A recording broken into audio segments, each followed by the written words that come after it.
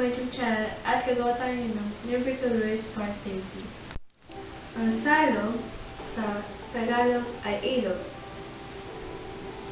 May nagkakarigos sa salog. Sa Tagalog ay may nagliligo sa ilog. Ang mirindal sa Tagalog ay meryenda. Halimbawa, nagmimindal na ako. Sa Tagalog nun ay nagmerienda na ako.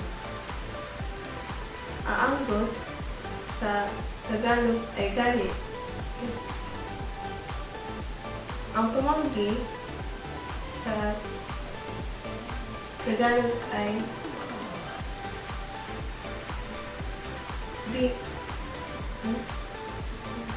hapunan. Saan ka mapamagi?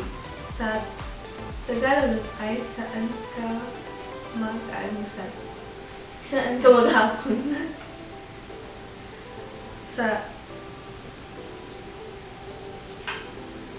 Ang almusal sa Bicol ay pamahaw.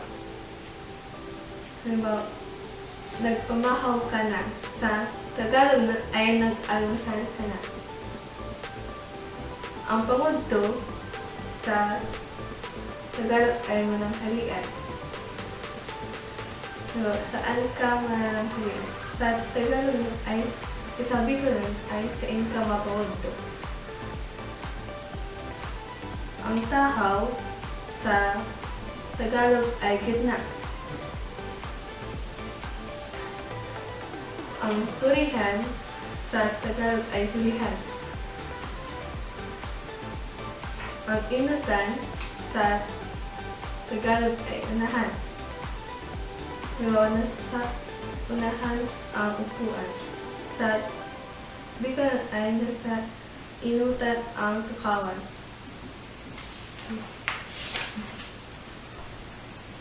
Ang paggiromdom sa Tagalog ay paalala.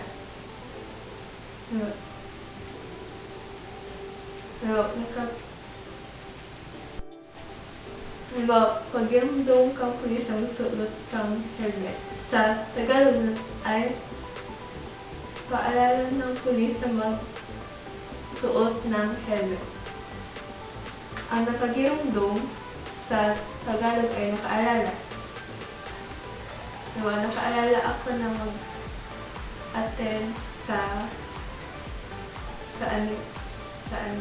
birthday. Sa Tagalog ay nakaalala ako mag-attend sa birthday. At thank you sa test president sa pag-send ng present sa akin. 2% sila nila sa akin yung welcome at yung home. At marami silang process na at i-check na sila sa Instagram at sa Twitter. May Twitter din sila at ilalagay ko sa description box yung link.